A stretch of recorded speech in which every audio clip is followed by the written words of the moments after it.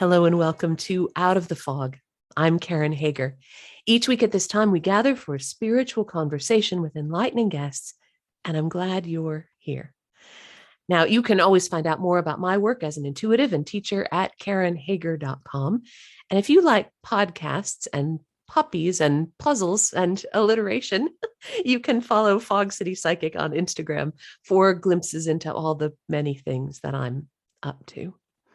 Now, some of you know a little bit of my story and know that my existence in my physical body has been kind of a wonderful, hilarious, what the heck just happened sort of thing. And so when I got the opportunity to connect with my guest today, Raven Keyes, I was really interested in a chance to talk to her. So she is an expert in medical Reiki.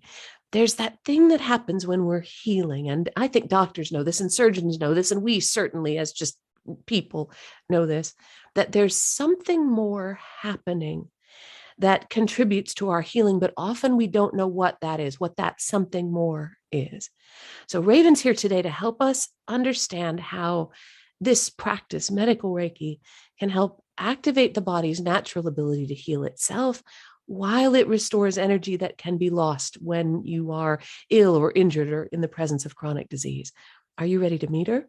Raven Keyes is an internationally recognized Reiki Master Teacher who's worked with surgeons and other health professionals for many years. She's the author of the award-winning book, The Healing Power of Reiki, and she was named Best Reiki Master in New York by New York Magazine. She's the founder of Medical Reiki International, and her new book is Medical Reiki, a groundbreaking approach to using energy medicine for challenging treatments. To find out more about Raven and her work, please check out Raven Keyes, medicalreiki.com. Her name is Raven Keyes, Keyes, medicalreiki.com. Raven, welcome to Out of the Fog. Oh, thank you so much for inviting me to speak with you. I'm very, very happy. Good. I'm glad you're here. So let's dive into that something more. What is energy healing? What is Reiki? Do those things mean the same? Yes, they do. Reiki is energy medicine. The word Reiki is actually a generic name. It means spirit. Well, in the big picture of Reiki internationally, the word Reiki is generally described as universal life force energy. And it's in everything. It's in everything all around us. It's what makes life. It restores. It's the essence of what created everything. And so therefore, it's phenomenal for it to come into medicine. The really brilliant surgeons know that there's the other thing. They don't know what it is, but they're starting to find out because of bringing this work forward into medicine with a focus on surgery. It's amazing what it can do. The first thing that it does is that it activates the parasympathetic nervous system in the brain, which means that the fight or flight hormones are not happening anymore. And it happens instantaneously, which is so phenomenal. Like when a Reiki practitioner or a medical Reiki master is in the operating room, all we do, we don't move around, we stay in one place. All we ever have to do is rub our hands together and become the hollow bone or the hollow reed, or however you want to say that. Our job is to be empty and let the energy come from the universe. And we all work with spiritual beings of different ilks. Like in my training, when I train Reiki practitioners, but for the past years now, since like 2016, the whole focus of my life has been training Reiki masters in how to work in medicine as part of a surgical team. And in any other medical venue where people have the possibility of experiencing trauma, which is pretty much everywhere. Yes. So, but the first thing that happens in a training is that the Reiki masters meet what I call an angel it could appear as anything, but the fact is, when we're working in an operating room, it's nobody has time to explain anything to you. You're like an aside, oh, and then there's the medical Reiki master. Most people don't know even what we do, but they feel it. And that's the other thing. It's the energy.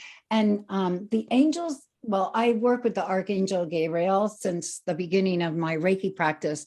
And Archangel Gabriel has explained to me that what we are doing is we are manifesting through our attunements to these symbols. We are actually manifesting the formula of Einstein, E equals MC squared, because we're bringing energy down from the universe, and everything is energy. So we're bringing that universal energy that makes everything down into through our hands into matter, a physical being, a person, an animal, a plant, whatever we're working on, we're bringing it into matter. And there's a symbol that we use that makes it vibrate into universal consciousness. So the cells recognize or remember their own divinity when Reiki is present. And wow. Okay. So, wow. And I'm hearing you say, and I know from reading the book, so the book is Medical Reiki, that you go, and people you've trained go into operating rooms while people are having surgery. I've had a lot of surgery, Raven. I can't imagine a doctor or a surgeon letting a spiritual helper into the room. How do you get in there? Well, I've been very blessed in that all of my life has come out of the fact that I live in New York City. And for whatever reason, I've been just blessed. I feel like it was destiny. I never wanted to work in an operating room. I never wanted to go into a hospital. It's not anything that I ever imagined myself doing. And I was terrified, really, a lot of times about being invited into these situations. But I was invited into these situations by rock star doctors, surgeons with international reputations. And the fact is, a little secret is, in America, in particular, surgeons make the most money for hospitals. They are kings and queens of what goes on in a hospital. So in my case, nobody ever asked me a question that was outside the realm of the room I was in. Nobody ever said to me, oh, well, we want you to fill out these papers or show us this, that, or the other. No. In the operating room, just to use an analogy, the lead surgeon is God. The anesthesia is Jesus Christ, and everybody else is a disciple. Now, that's just an example because, Reiki is not religious at all. It has no religious connotations whatsoever. But you could say that, like I say, if somebody asks me, do you believe in God? I'll say yes. Because to me, God is geometric order of divinity. It has nothing to do with religion. So anyway, the surgeons that have invited me to work with them are scientists. They wanted to know, what is this? What is the other thing? What is going to happen if they have this happening in their operating room? What's going to go on? How is this going to affect the patient? Are they going to get better quicker? What's going to happen? And what they've noticed is that the surgery goes so easily. Everybody is having a much better experience. The whole team is having a much better experience than usual. The time goes by fast. And The person on the table, their blood pressure remains steady, which is a very big deal, and they heal faster. They don't need pain meds after a couple of days, even if they had major surgery.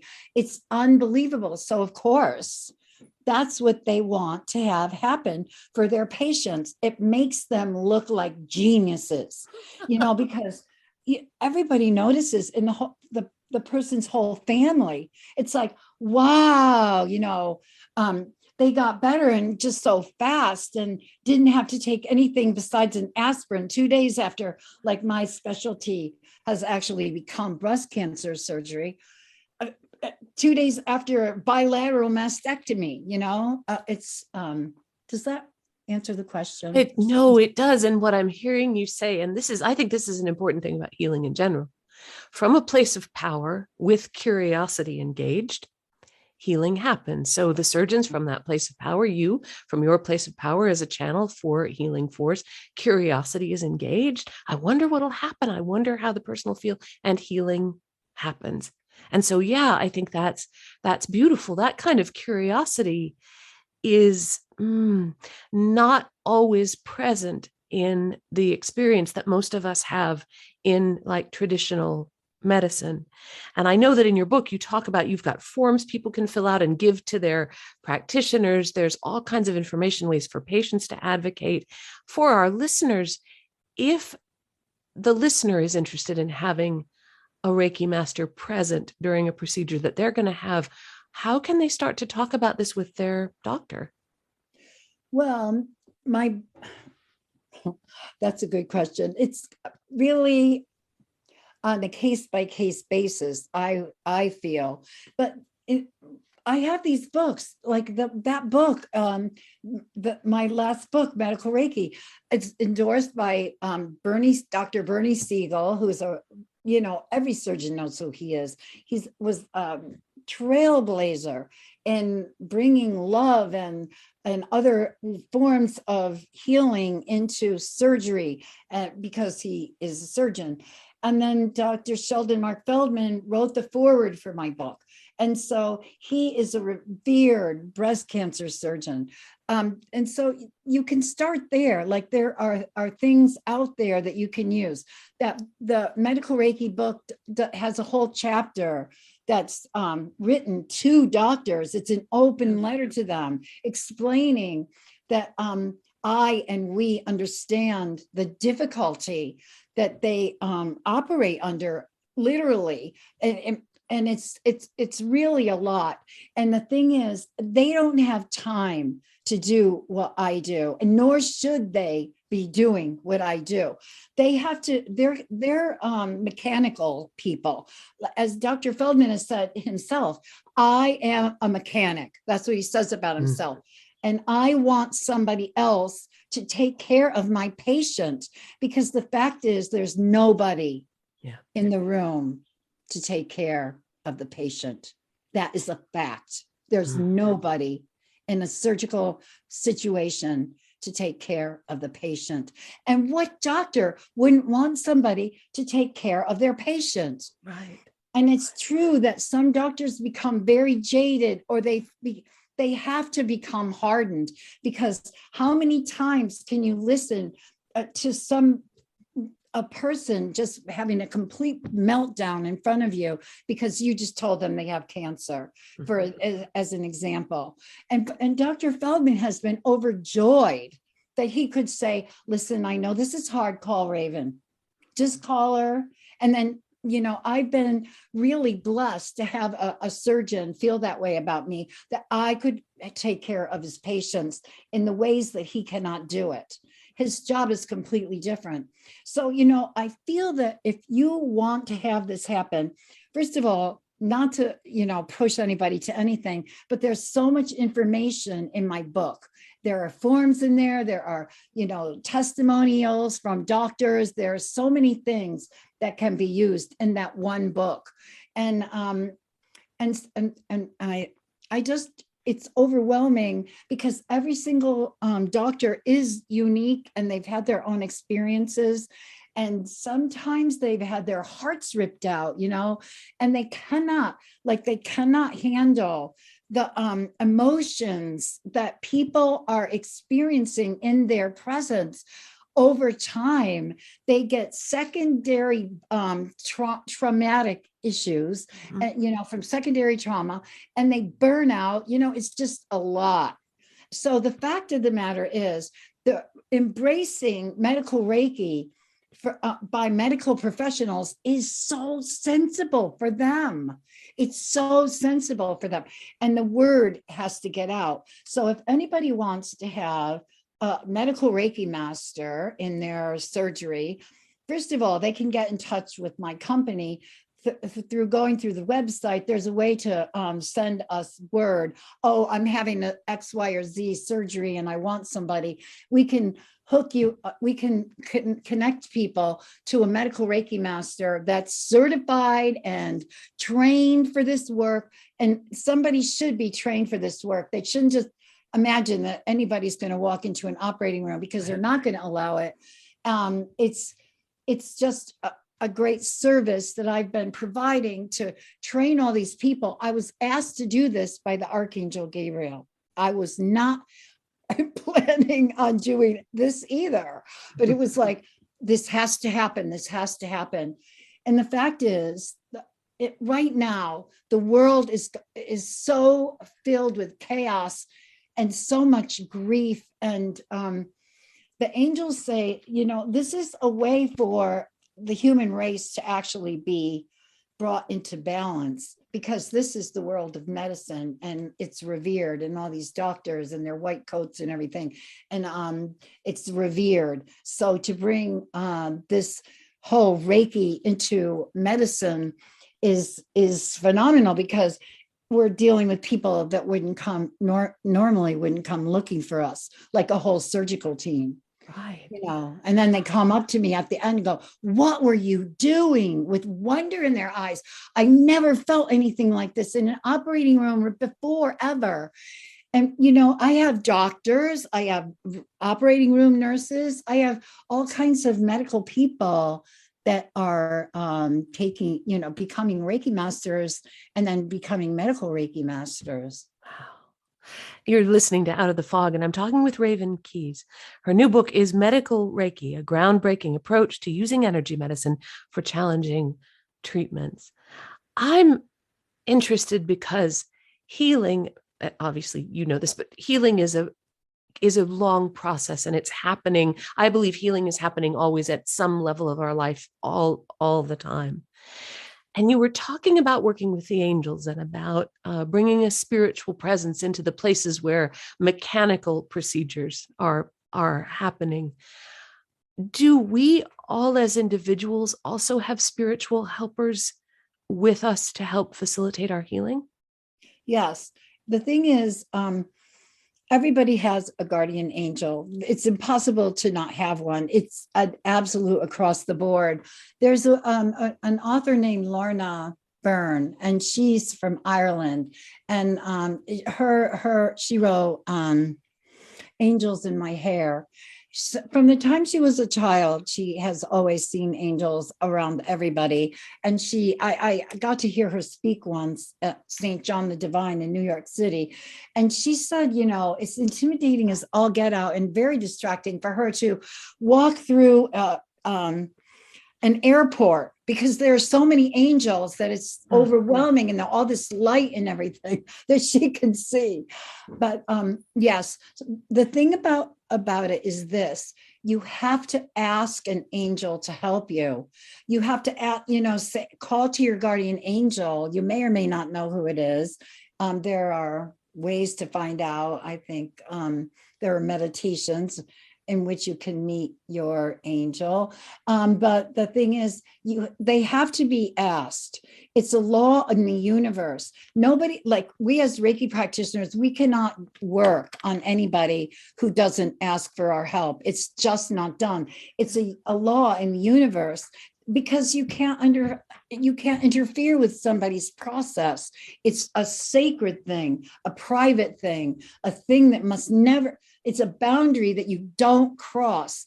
And so if any person can ask their guardian angel to assist them, and they definitely will. And the angels can do anything, but they have to be asked.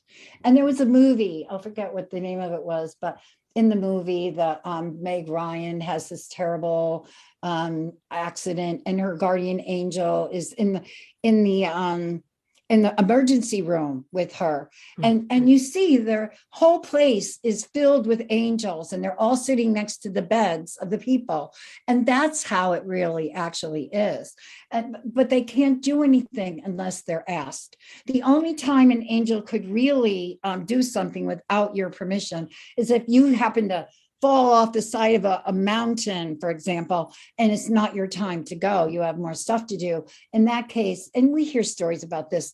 I have a client right now who was in a terrific accident, and the car, she was like a truck was coming right towards her. There was nowhere for her to go. It was a big event.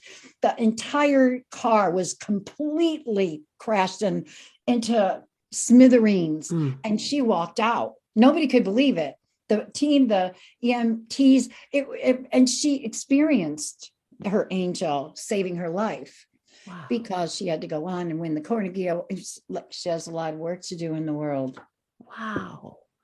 So I'm feeling like you're saying that we are all tapped into this flow of universal energy. We're all part of it, all with our own path to walk and our own part to play. And that if we ask, again, I think it's like from our power, we engage with curiosity. If we ask, there's help available.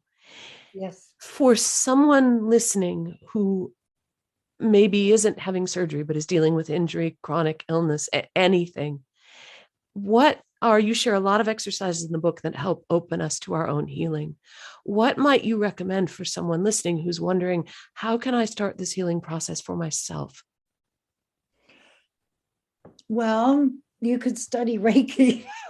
The thing about this is the center of my entire life. Sure. Is Reiki, because I've seen what it can do with my own eyes. And, we have people who have come to Reiki because they received Reiki when they were ill or had X, Y, or Z wrong with them.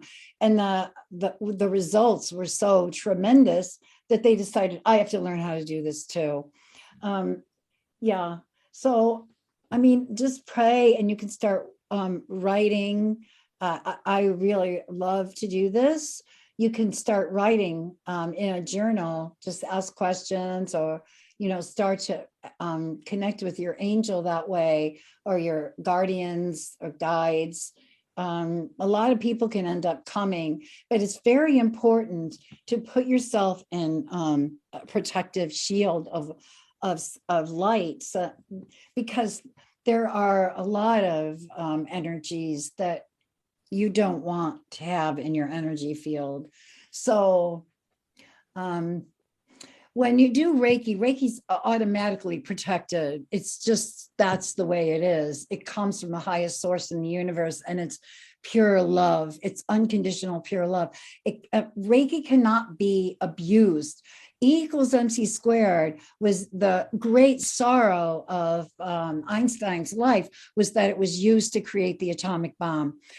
Reiki has as much energy, as much power as that, and more, just like the atomic bomb, but it can never, ever, ever be abused, because it's pure love and it's the creative force of the universe. So if you are in a place, then you want to work on your own healing, I just recommend, if Reiki doesn't resonate for you, and you just do want to go through this journey yourself, that might be what you're being called to do, by the way. If that's in your heart, then that's what you do. Then there are things you can do. Meditate, try to, find out who is working with you, and always put yourself in a shield of light. And you can do that in various and sundry ways. There's a prayer that we give to all of our medical Reiki students. I command you, Goddess, to pray, or you could say, God, put me in a bubble of unconditional, pure love from the fifth dimension. preventing any and all negative energies or fractals thereof in all dimensions through time and space from coming near me. I am safe. I am safe. I am kept. You can make up your own words. It's the intention that you are not going to, I say all the time, only the highest of spiritual beings of infinite light and unconditional love are ever allowed to work with me. And I say it 3 times, and then I'll say, and since it has been stated 3 times, it is so, it is so, it is so. Thank you. Mm-hmm. Yeah.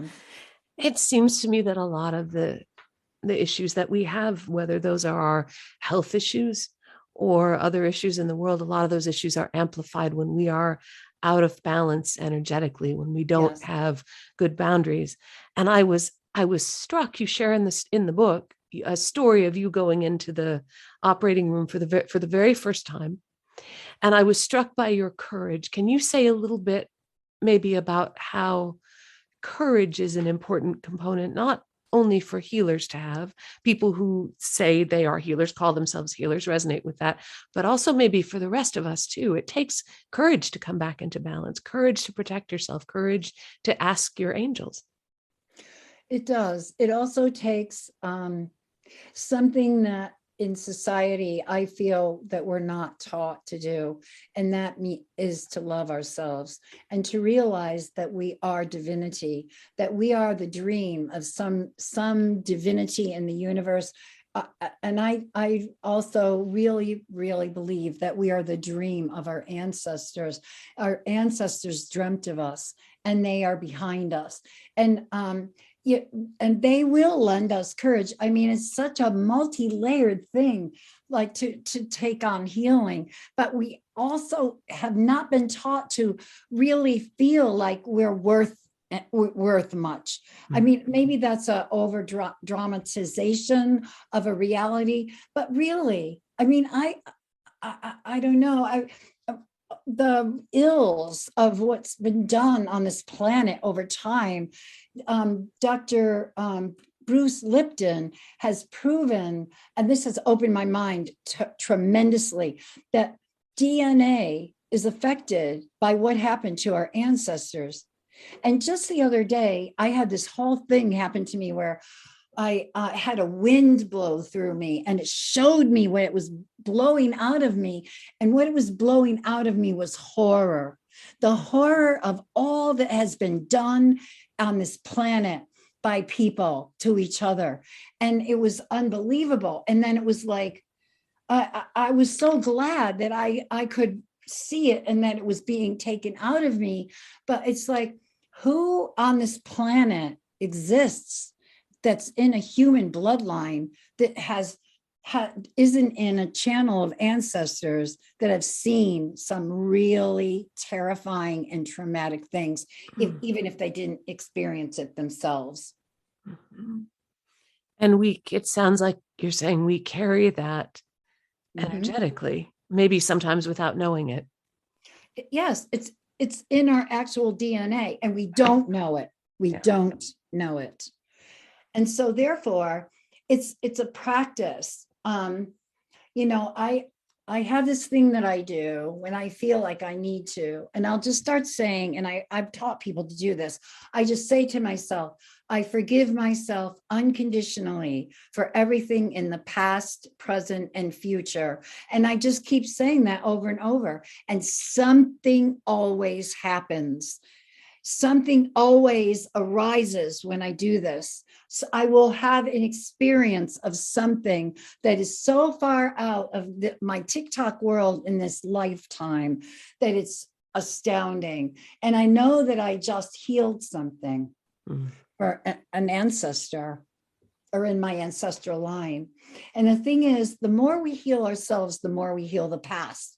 And I believe that the more we heal ourselves and the more we heal our past, the more we're going to create a better future.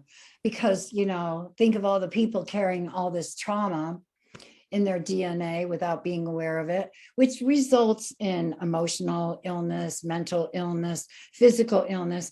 In Reiki itself, Mikao Usui said that all dis-ease comes in on the spiritual in the spiritual body first. And if it's not attended to, then it makes its way down to the physical. So what is going on? Like when we're physically ill, where is that coming from? And time after time after time, what I see is people are holding emotions that maybe even happened in this lifetime. It doesn't even have to be from, your ancestors or anything, but people go through so many things, emotional things that get stuck in their body. And Reiki makes it come out.